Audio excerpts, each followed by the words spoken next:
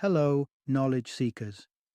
In this episode of 20-Minute Books, we delve into The Anatomy of Peace by the Arbinger Institute, a profound exploration into why conflict is such a prevalent part of human interactions, whether it's within families, workplaces, or global arenas.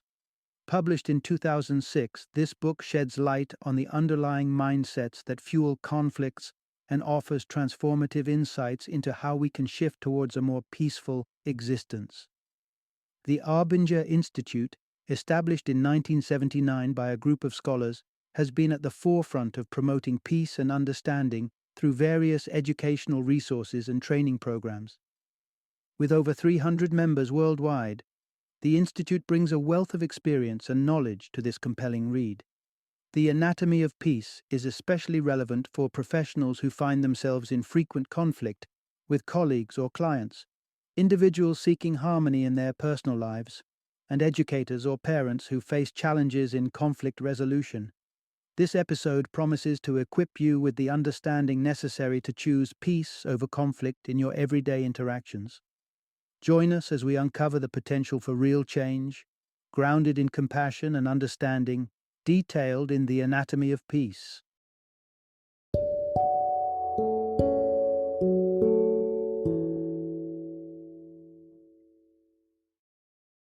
The Anatomy of Peace: How to Resolve the Heart of Conflict. Introduction. Understanding conflict resolution. Why mindset matters. Conflict is a staple in human interaction. Whether it's a family dispute, a disagreement with a coworker, or a negotiation between nations, the common denominator often lies not just in the issue itself, but in our approach to it. Many believe that resistance or confrontation is the best way to handle disagreements. However, this often leads to an escalation rather than a resolution. So, what's the secret to breaking free from the cycle of conflict? It turns out it's not just about managing the conflict. It's about understanding our own role in it. This concept underpins the idea that if there's a quarrel in your life, you're likely contributing to it somehow. Recognizing where your responsibility starts is the first step toward resolution. In this narrative, you'll explore a variety of intriguing examples and theories. You'll learn how Saladin, a historic figure known for his leadership and wisdom, managed to lead effectively with a heart of peace, rather than through aggression and fear. What can we learn from his approach in today's conflicts? You'll also delve into the concept of the "I deserve" box. This mental trap convinces us that we are entitled to certain outcomes or treatments. Holding on to this mindset can make it impossible to see the situation from other perspectives, thereby fueling continuous discord. And how often have you felt frustration when your partner doesn't follow through on what you've asked? This might be a perfect example of how directive or negative expectations can foster resistance rather than cooperation. By adjusting our mindset and understanding these dynamics, we shift how we engage in conflicts. This doesn't just alleviate personal disputes, but can also lead to more profound and peaceful interactions. Thus, by understanding and changing how we view others and ourselves in these situations, we can transform the very nature of conflict itself. Part 1. Choosing your heart: the pathway of war or peace. Imagine growing up with deep-seated prejudices. Over generations, these preconceptions have been embedded within you, like a disdain for left-handed people, rooted in ancient conflicts. These biases shape how you view and treat others, often without even a moment's hesitation. But what happens when you're confronted with a choice that tests these beliefs? Picture a scene. A left-handed man trips and spills his belongings across a busy street. In this moment, you face a decision that can either perpetuate a cycle of conflict or start mending old wounds. You can view this man through a lens of animosity, a heart of war, where you see him not as an individual but as a representation of an entire group you've been taught to distrust. This mindset dehumanizes and distances, making it easier to justify not helping him.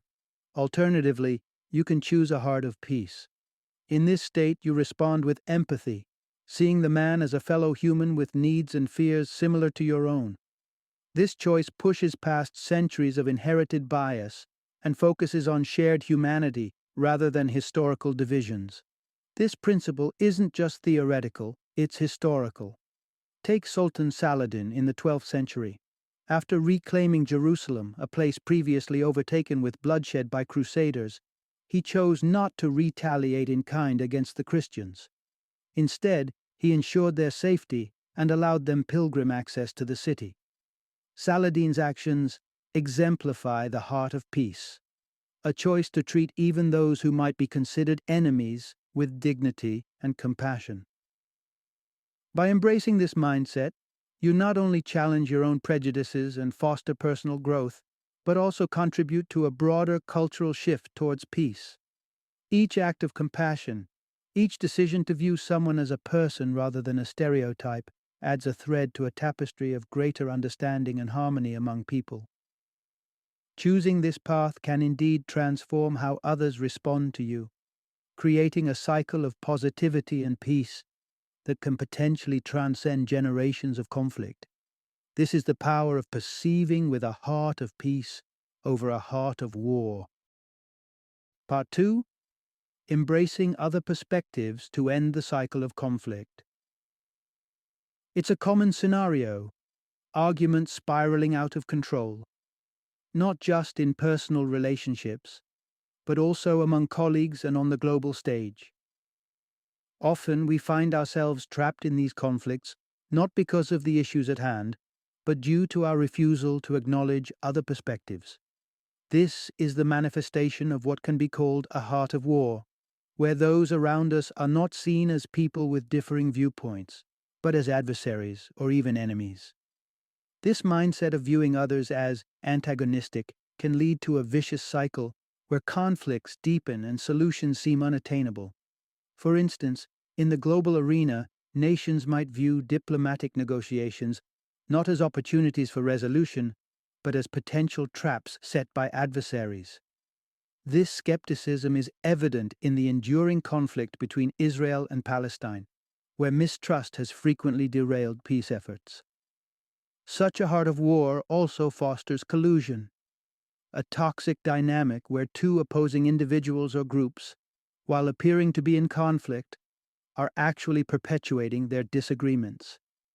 Each party denies the legitimacy of the other's perspective and clings to the belief that they are unequivocally right.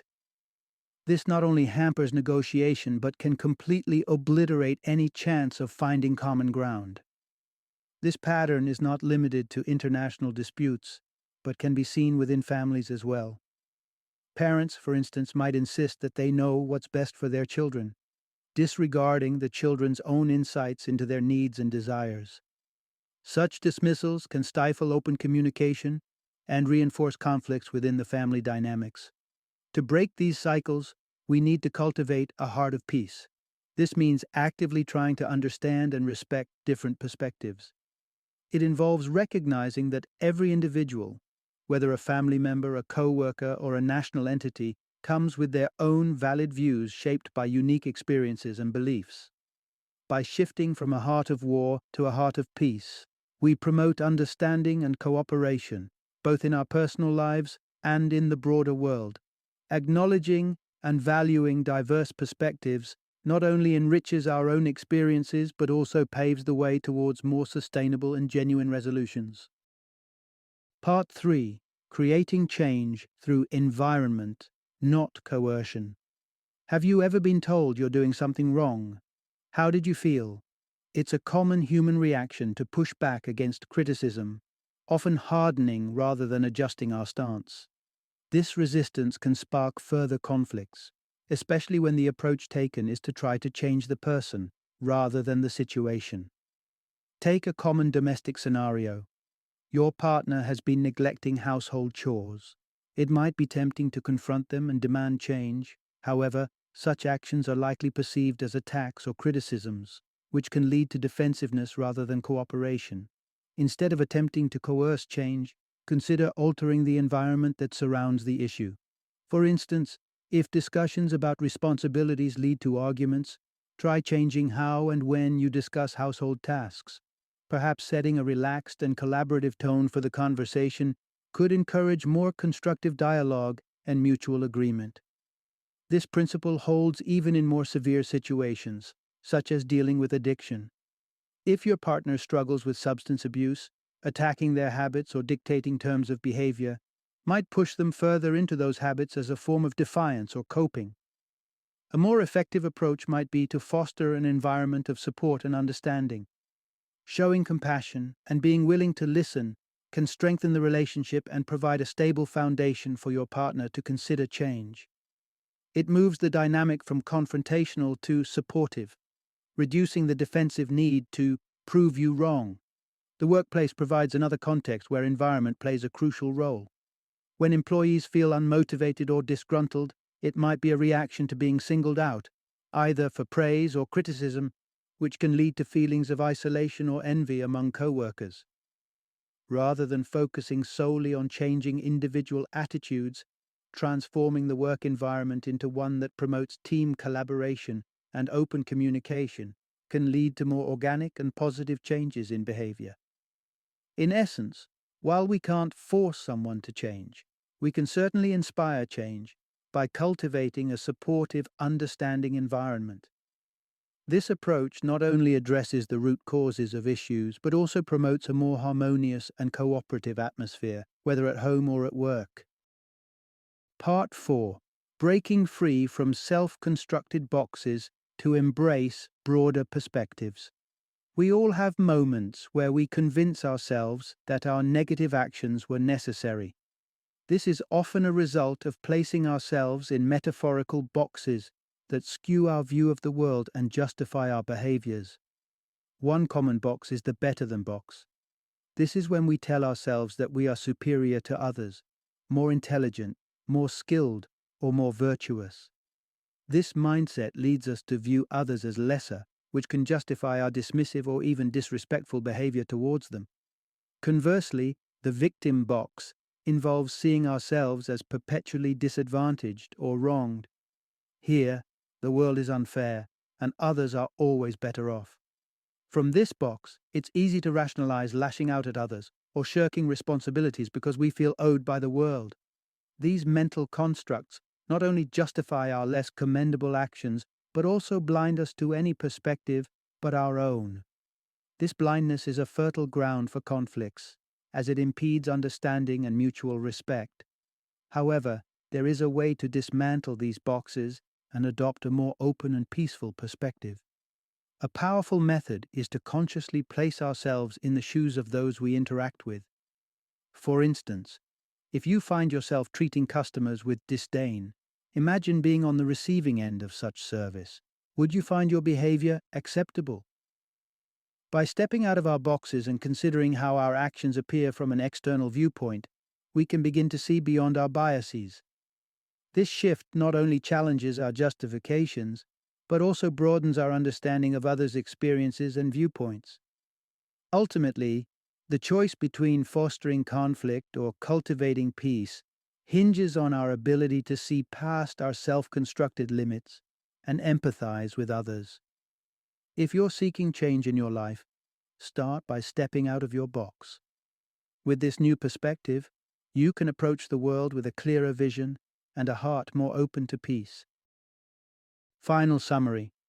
The fundamental lesson from this exploration of conflict management is that confrontation and insistence on being right do not foster peace or resolution. Rather, they perpetuate division and conflict. To truly navigate disputes effectively and cultivate lasting peace, we must fundamentally transform our approach, shifting the state of our hearts and minds. Central to this shift is moving away from our innate justifications for poor behavior, the mental boxes we trap ourselves in that validate our actions and paint others in a negative light. By stepping out of these boxes and ceasing to view others as mere obstacles or stereotypes, we can begin to see them as full, complex individuals with their own valid experiences and perspectives. The path to peace involves this profound internal change, from a heart of war to a heart of peace. When we stop fighting to prove we're right and start listening to understand, we not only resolve the conflicts at hand but also prevent new ones from arising.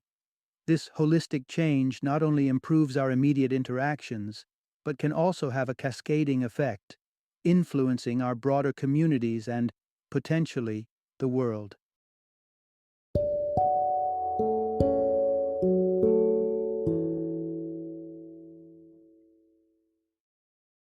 Thank you for joining me today on this journey of learning and discovery as we explored the insights of another thought-provoking book in our growing library of knowledge.